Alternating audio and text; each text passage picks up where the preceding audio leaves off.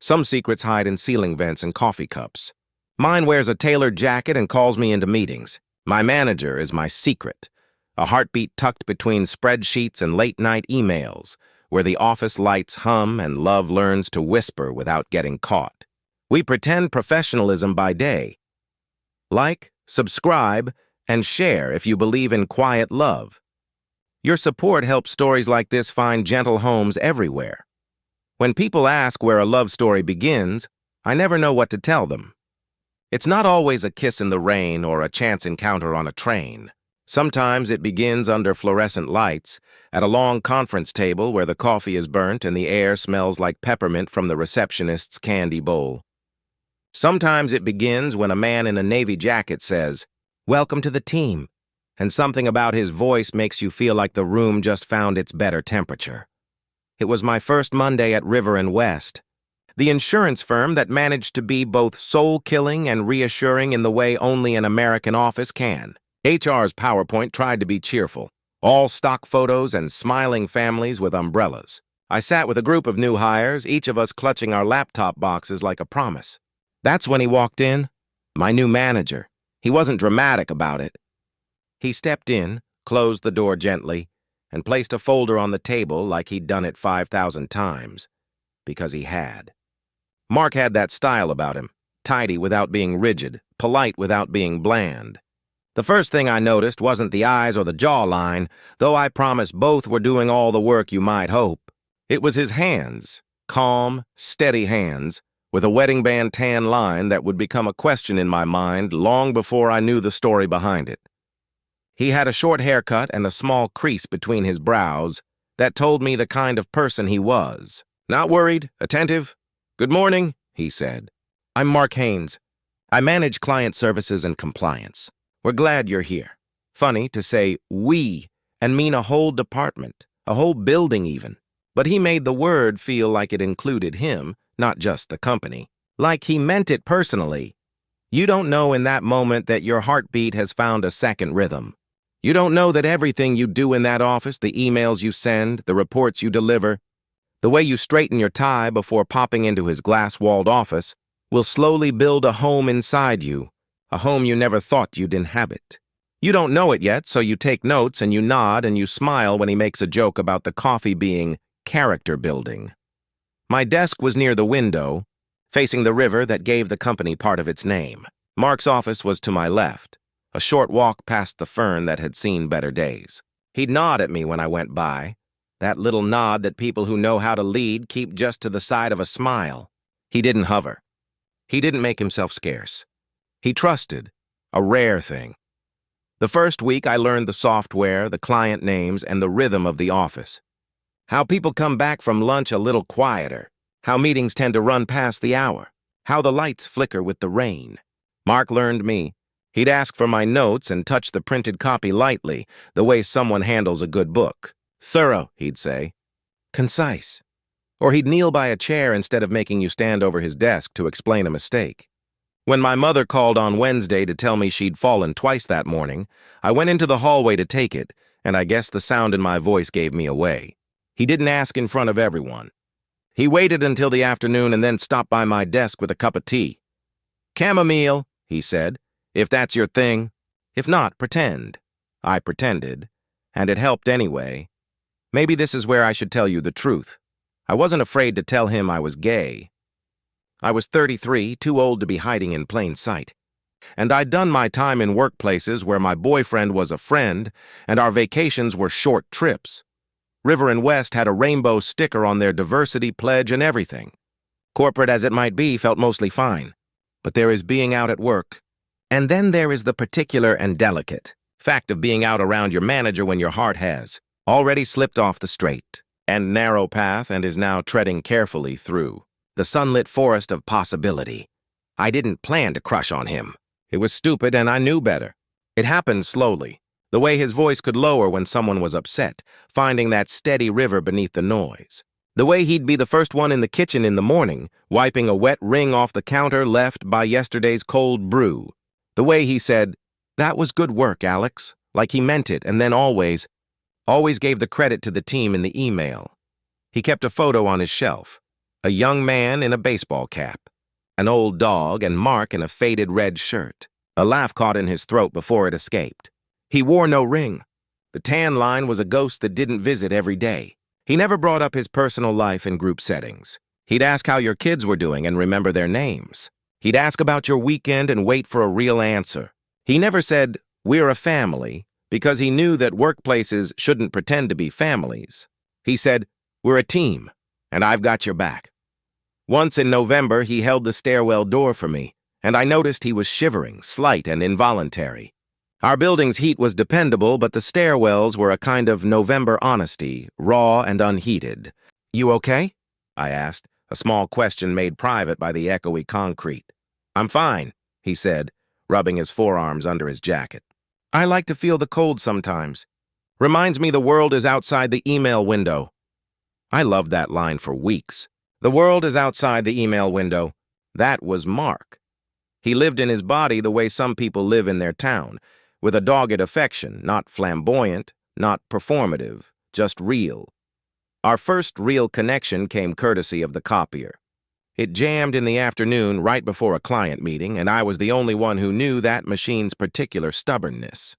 It liked the paper pulled from the bypass tray in short bursts, not one long tug, and it liked a gentle push on the lower guide. Most people lost their patience. I had spent years learning the quiet logic of recalcitrant machines and men. Mark crouched beside me, jacket off, shirt sleeves rolled to his elbows. "Watching. You're a whisperer," he said, impressed. "I had a high school job in a print shop," I said, feeling ridiculous pride as the last sheet slid into place. Laminates and sermons. Pastor's wife liked everything spiral-bound. He laughed, so warm I could have lived in the sound. All this time I thought leadership was about vision, and here it is, knowing where to press your thumb. He carried the stack. I held the door. He said, "Thank you, Alex," in a way that tucked itself into the day and refused to leave. When I think about how we got here, I think about all the small ways people show up for each other. I think about the day in December when I stayed late for quarter end, and he came by with 2 paper cups, both lidless. "You look like a person who prefers no lid," he said. "You can't smell the cinnamon otherwise. Who hurt you?" I asked, smiling, realizing he was right. He invited me to the 31st floor lounge, a quiet place with a view of the city and the river slicing silver through the dark. We talked about the ugly lamp in the corner and how someone had decided to make concrete the new marble. We did not talk about work. I told him my mother had finally agreed to physical therapy. He told me about his neighbor, Mrs. Park, who gave him homemade kimchi and gossip from the block. "I think she's matchmaking me with her nephew," he said, amused. Then he glanced at me briefly, a test I felt more than saw. He was ready to talk about who he was if I wanted to meet him there. "My ex-boyfriend's mother did that," I said. "She had an endless list of men with good benefits. It was sweet and terrifying." He grinned and asked, "Was it the benefits that scared you or the endless?" "Both," I said. "I'm a man of modest appetites." He laughed again, softer this time. The room seemed to lean in. I think he knew I was gay before I said it. People like Mark know things not because they're nosy, but because they pay attention. They notice how you talk about your life, how you never say girlfriend if you don't have one, which is a thing some men do when they're covering. They notice how you take a step back when someone tells a joke that lands in the wrong decade. They pick up the dropped stitches others ignore. It didn't change anything on the surface. He was my manager. We were colleagues.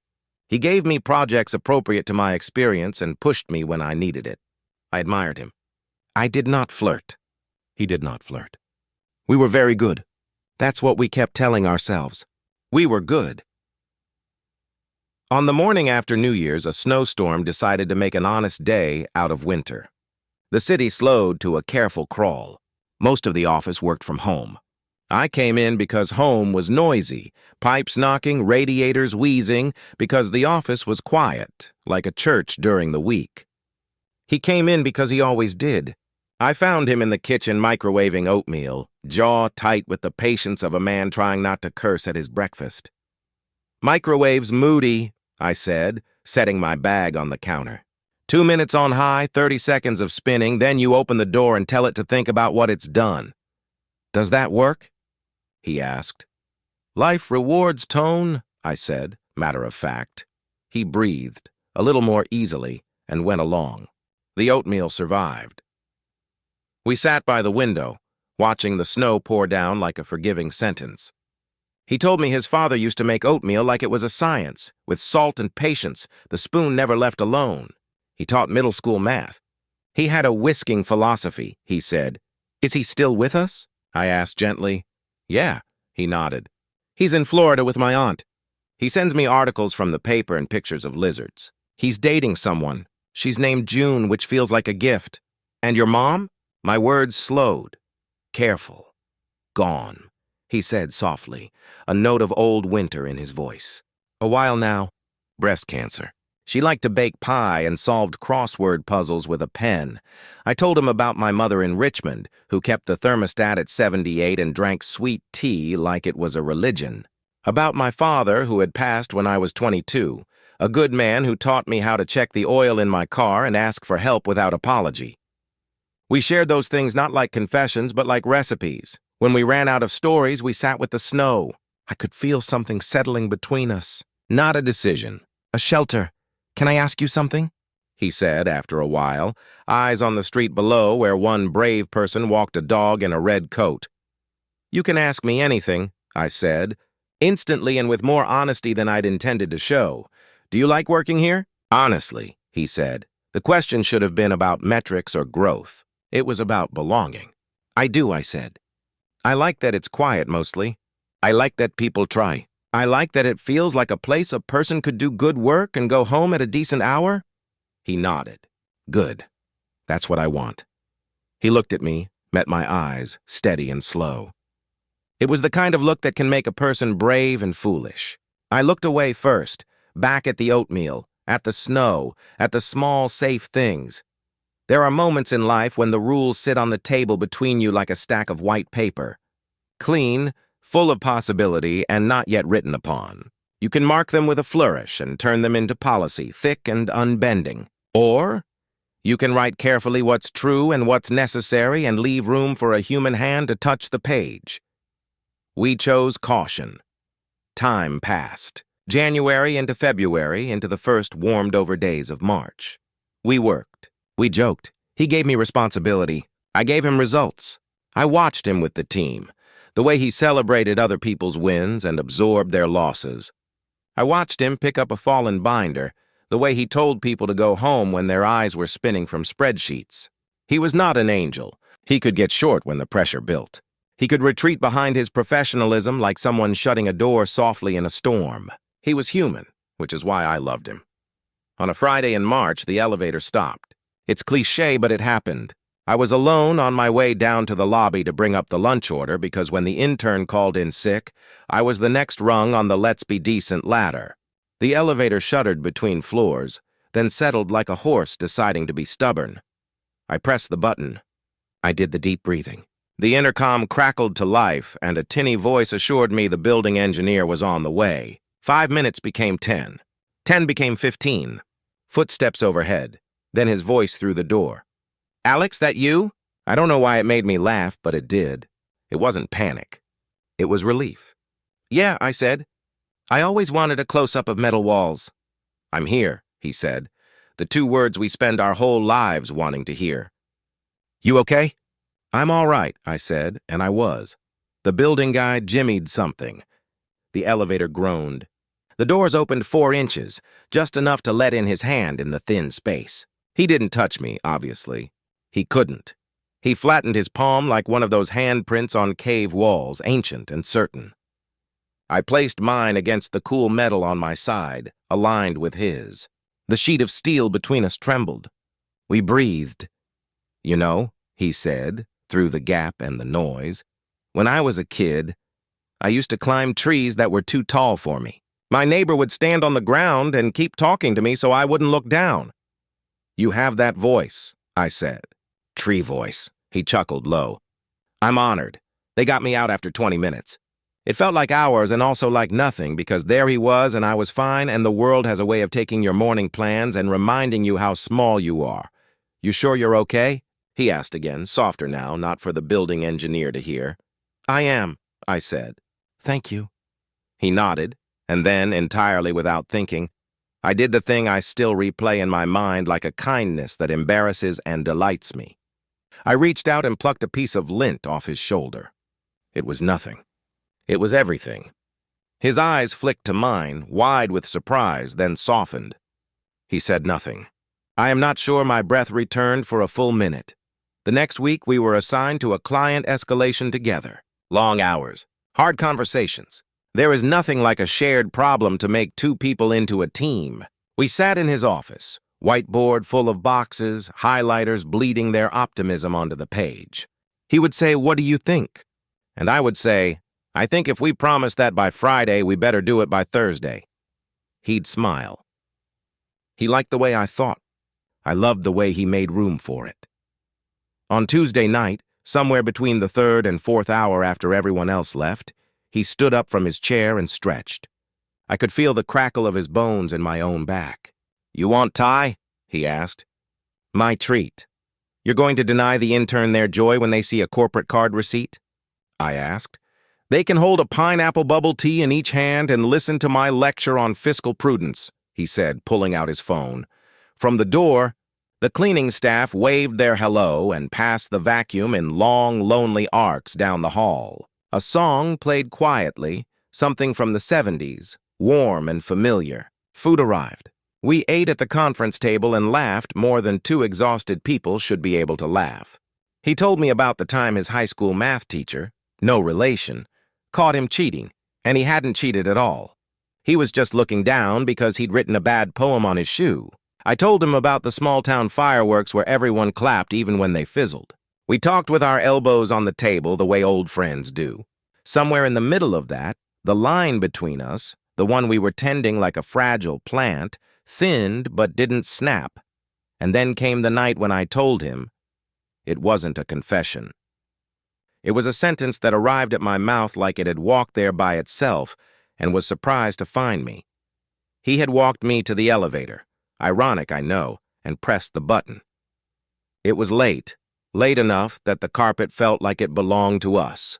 He bent down to tie his shoe, and when he stood, we were the same height for 1 second, his hair mussed, his tie undone, his eyes bare.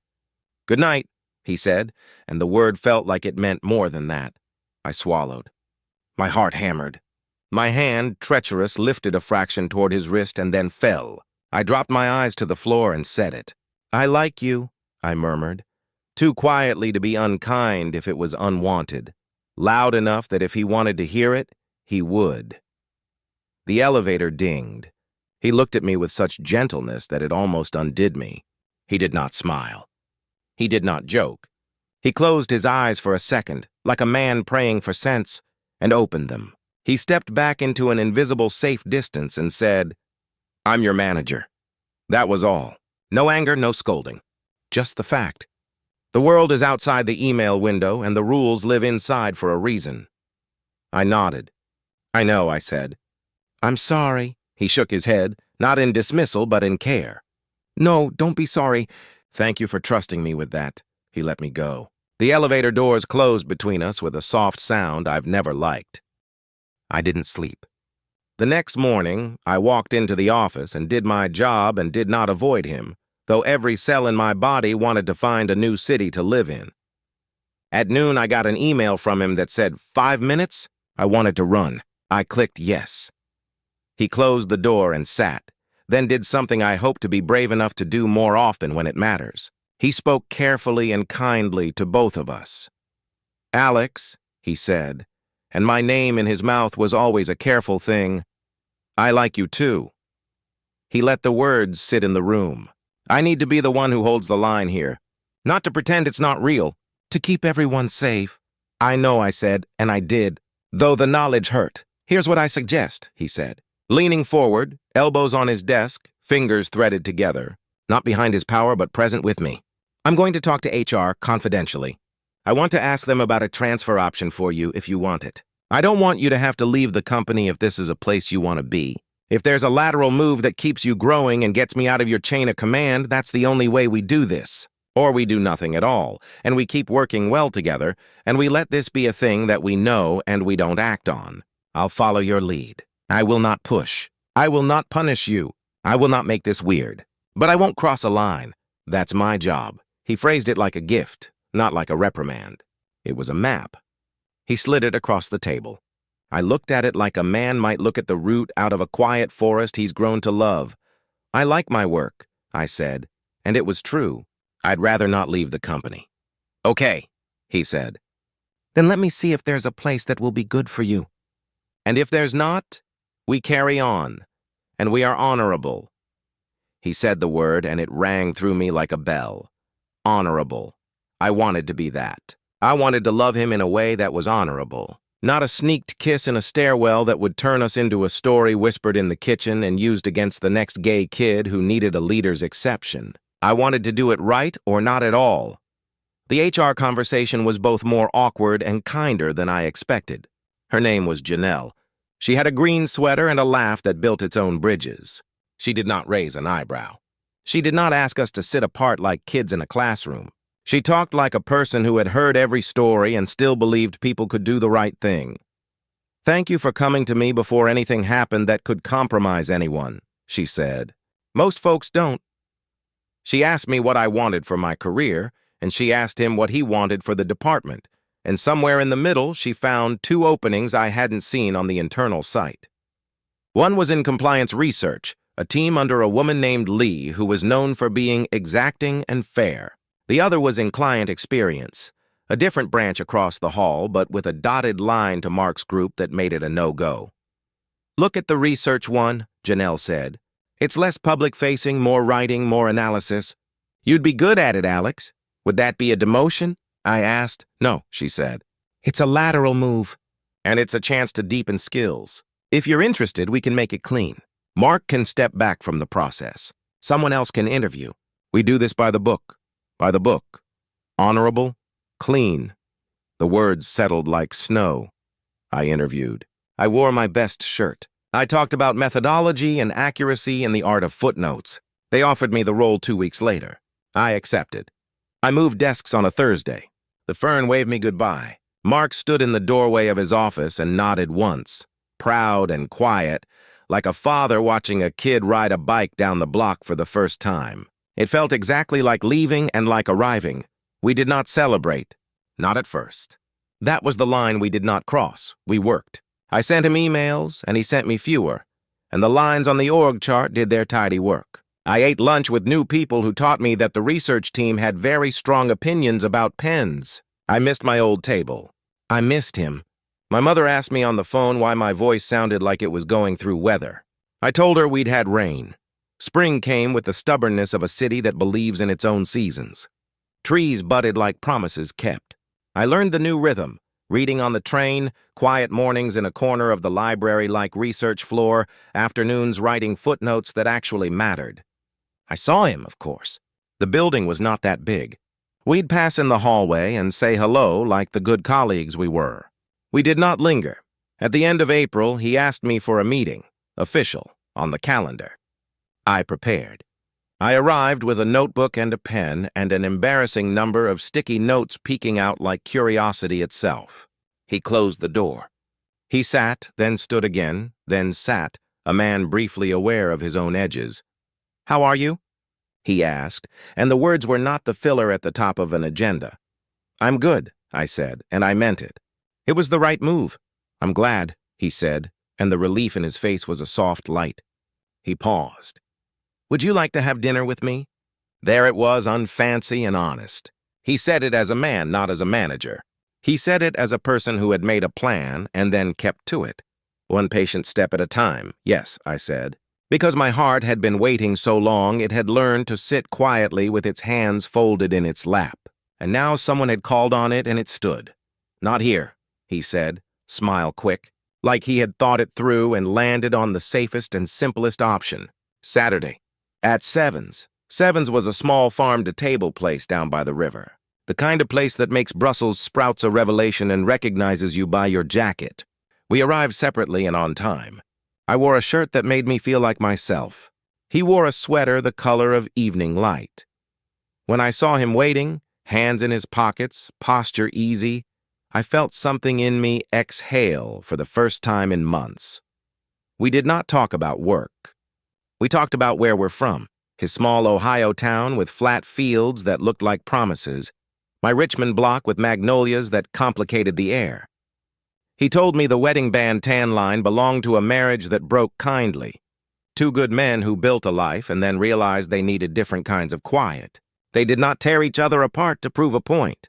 They split their books and their plates and held each other's hands at the courthouse. He told me he hadn't been ready for anything after that. And then one day he looked up and the ice on the river had broken. We ate salmon that tasted like summer remembered we existed. He ate slow, like a person who could make a meal last into the future. We ordered dessert because life is short and you should always let a small good thing happen. He walked me to my car and said, "May I?" And I said, "Please." And then we kissed. Gentle, careful, like a promise written without rushing. No fireworks, no dramatic music. Just the sound of the river and our breath and the feeling of being exactly where you're supposed to be. I'd like to tell you it was simple after that. It wasn't. We had rules and we kept them. We did not linger at each other's desks. We did not take the same elevator on purpose. At work, we were professionals.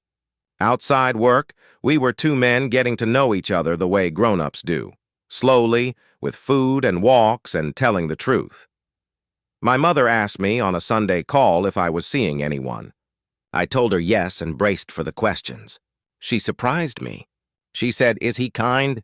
I said, "Yes, Mom," and she said, "Then bring him some of my pound cake. If he doesn't like it, we'll have to talk." Mark liked the pound cake. He liked the way my mother called me baby, like I was still 5. He liked the messy bookshelf in my apartment and the way my neighbor's cat sat outside my door at night like a little lion on patrol. He liked my tiny balcony with its 2 chairs. He liked to sit out there with me after dinner and watch the city in its gentle evening routine.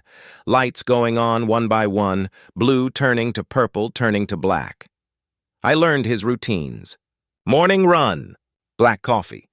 The Sunday crossword done in pencil out of respect for the puzzle. A phone call to his father on Tuesdays. The way he stored his spices in alphabetical order and then pretended they were not. The way he kept his shirts ironed but his socks a riot of patterns. The way he put on music like a person choosing a tone for the day, not a soundtrack. We met the people in each other's lives slowly. His neighbor, Mrs. Park, gave me the look of a woman who has decided to like you and will let you know if you mess it up. My friend Jordan, who once told me I was allergic to happiness, hugged him and then looked at me over his shoulder with eyes that said, "Be good. If this is sounding like a gentle story, let me add the parts that were not." There were nights when he'd fall asleep on the couch and I'd watch the muscles in his jaw still doing tiny work. Worry doesn't care whether you are off the clock. There were mornings I would wake first and stare at the ceiling and panic quietly, thinking I might lose my job or my name if anyone decided to make a story out of us. There were afternoons when the elevator doors would open and he'd be inside, and I'd step in because pretending otherwise would have made it worse. And we'd stand there, the floor numbers winking up, our small talk wearing the coat of something so much larger. We were as honest as we knew how to be. We told HR when we began dating. Janelle nodded like she had expected nothing less. She put our file in a drawer and kept our confidences like jewels. "Thank you," she said twice. And the second thank you felt like a blessing. Because a story like this happens in a workplace, it finds its way into other people's lives whether you want it to or not. People are careful in different ways. 2 months later, a rumor ran through the office, thin as fishing line and just as dangerous. I don't know where it started. I do know how it felt. I could feel the eyes on my back in the kitchen. The drawn-out pause when my name was said in a meeting, followed by, "Oh, I mean Alex from research," as if to correct their own slip. It hurt, even though we'd done everything right. It hurt because we had worked so hard to be careful. It hurt because we were not a joke. We were 2 men trying to build something with our hands open. On a Thursday in the afternoon, I found a sticky note on my monitor in my own handwriting. It said, "Breathe." I had written it to myself on my first week and forgotten it. I breathed. Then I sent him a message. Not a "come here," not a "help." I wrote, "You okay?" He replied, "Yes, you?" I said, "Yes." We were weathering it. We were weathering it together. He addressed it with a team meeting I did not attend. He told them that everyone deserves to work without being shadowed by whispers. that their manager's private life is always a private life unless he invites you in, that we respect one another here or we go home and figure out how to be someone who does. He didn't name me. He didn't even name himself. He named decency, and that was enough. The air eased. Not everyone is kind, but enough people are, and in a United States office building on a gray day, that can be a miracle all its own. Summer arrived, soft and hot.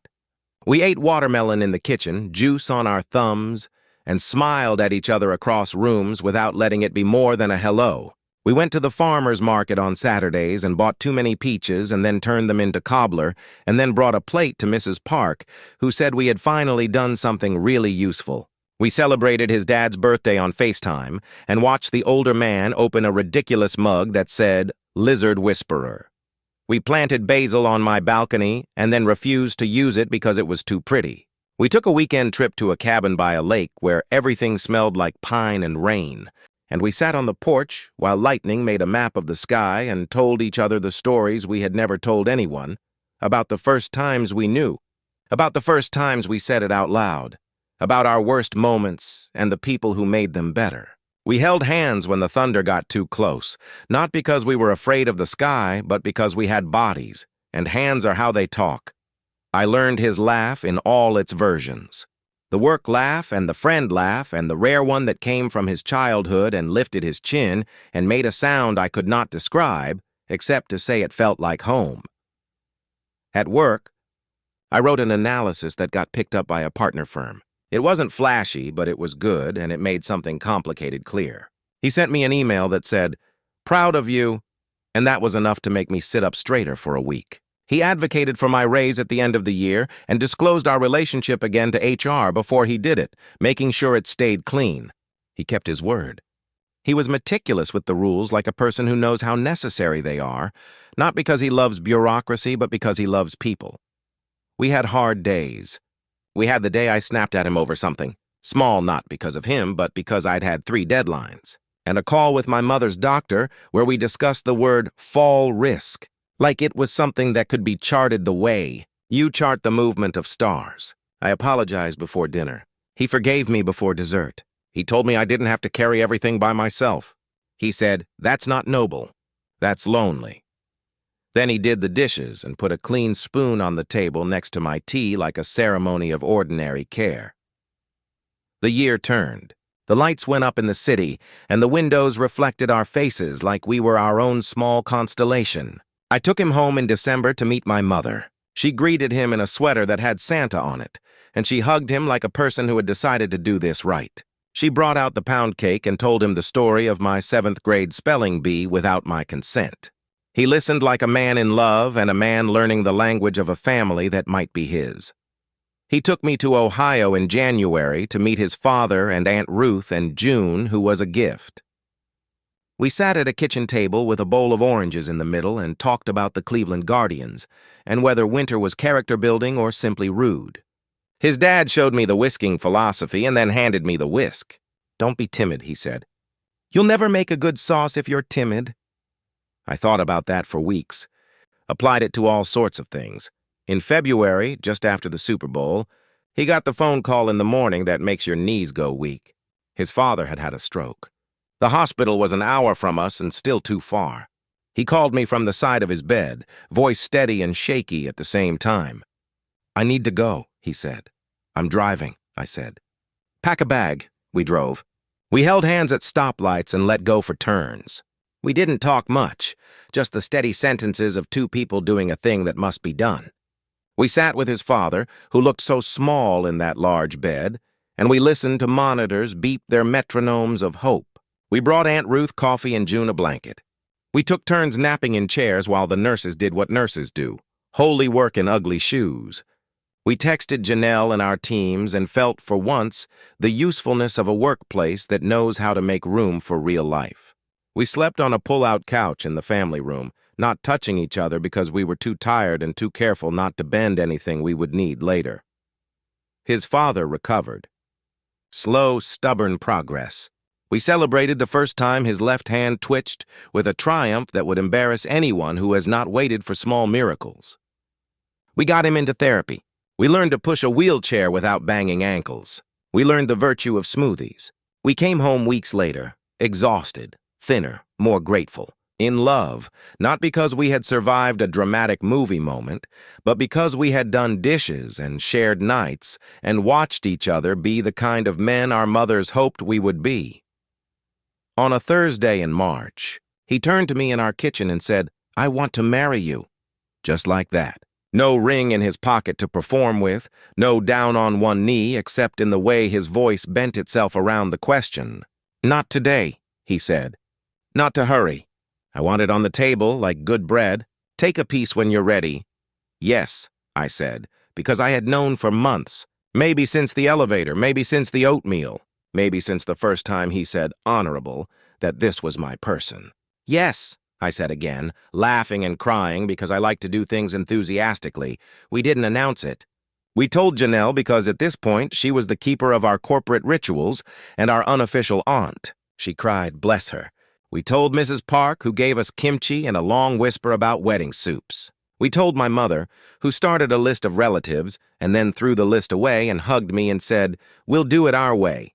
You might be wondering about the title of this story. How can he be my manager and my secret when we did everything in public and in daylight? Here is something true.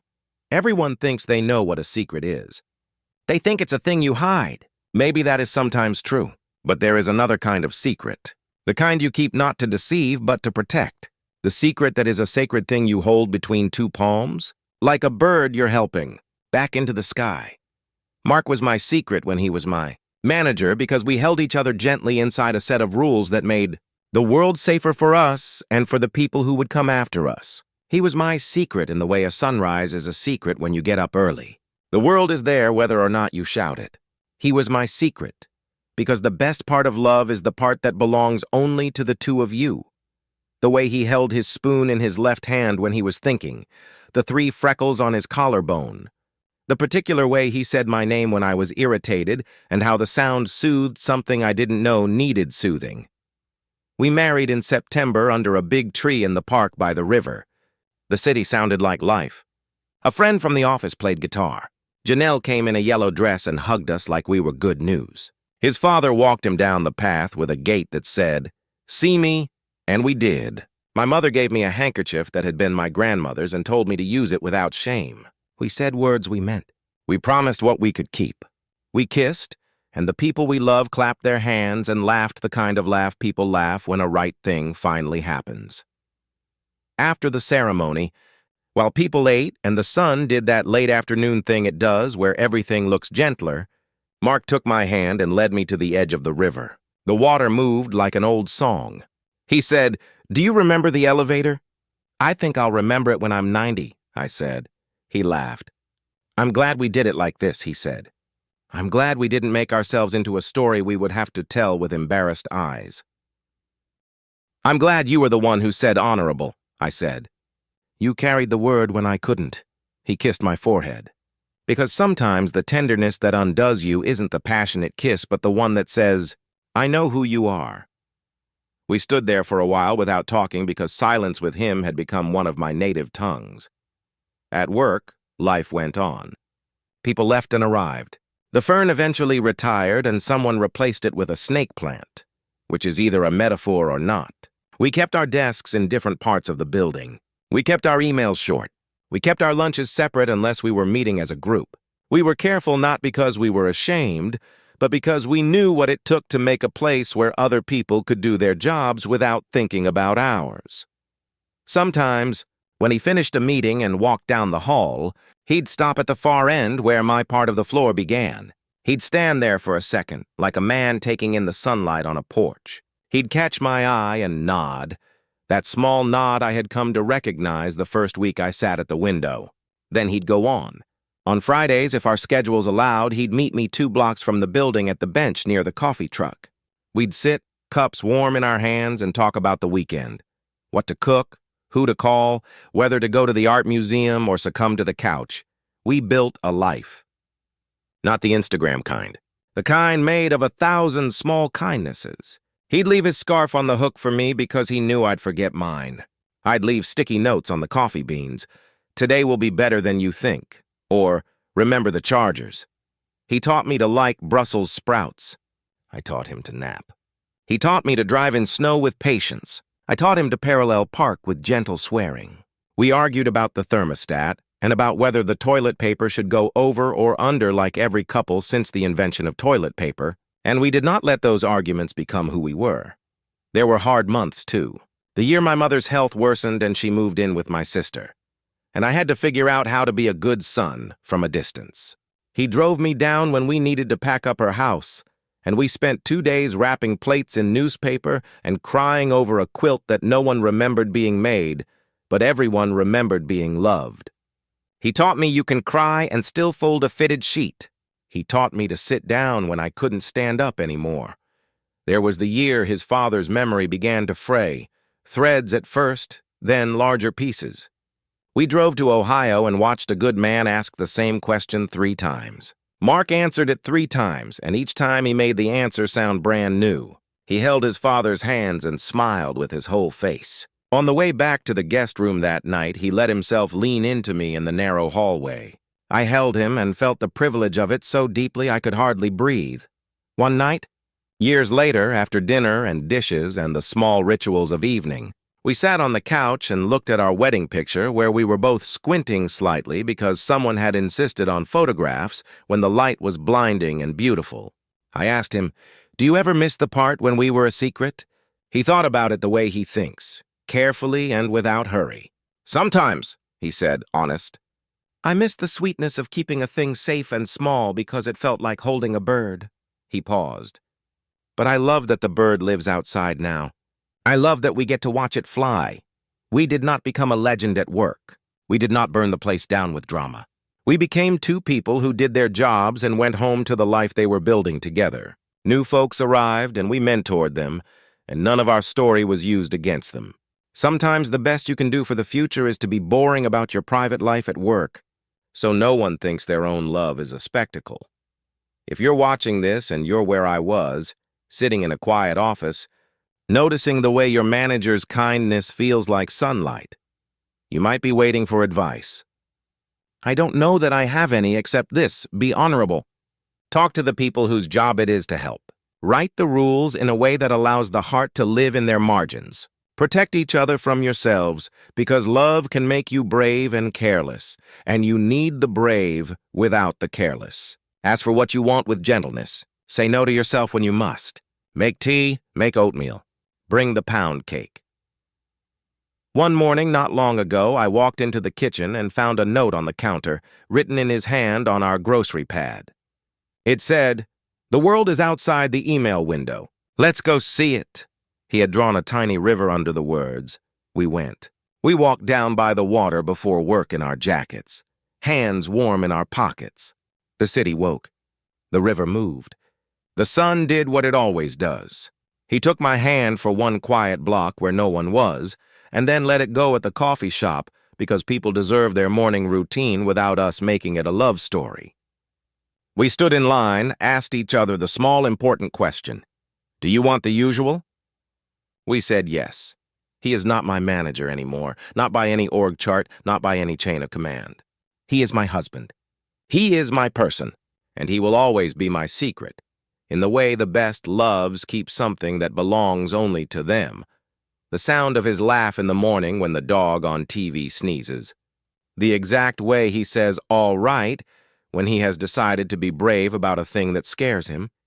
The little scars on his hands from a teenage summer spent working on his uncle's farm. The way he says my name in a room full of strangers and turns the room into a home. If you saw us on the street, you'd think we were any 2 men getting coffee before work, any 2 men carrying groceries up a flight of stairs, any 2 men talking about which paint color is whispering sage and which is screaming mint. That's the secret, too. We are ordinary, and we are extraordinary to each other. We still meet sometimes at that bench near the coffee truck 2 blocks from the building. 10 years on, our knees are a little more honest and the river a little more dear, and the coffee tastes like it always has, dark and good enough. We sit and talk about work and whether the new intern is going to survive the copier and whether Mrs. Park's new dog will ever stop chewing his leash. We talk about vacation plans and the price of peaches, and my mother's latest insistence that we take home more leftovers than we can reasonably eat. We do not talk about being a secret, because we aren't. Not like that. We are simply ourselves. He reaches over and, if no one is looking, taps my knee twice. The quiet language we invented one night when words were too much and too little. I'm here. I'm here. I tap twice back, I know. I'm here too. The elevator dings somewhere behind us, a sound full of ordinary days. Somewhere in that building a printer jams and someone swears softly and someone else goes to help because that's how work works. Somewhere a manager is learning how to pay attention.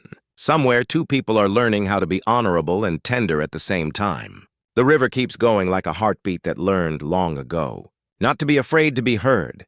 And if you ask me now where this story began, I will still tell you it began in a conference room with peppermint air and a man in a navy jacket who said, "We're glad you're here," and made the sentence feel true. But I think, too, that it began before that. In the quiet mornings when I sat with my coffee and wondered if my life would ever feel like something I could hold with both hands. It began in the moments I didn't know were beginnings, the way all good stories do. My manager was my secret, and then he was my love, and then he was my life. And that is how we built a home, not with grand gestures, but with 1,000 small, ordinary mercies written on the days, one careful word at a time.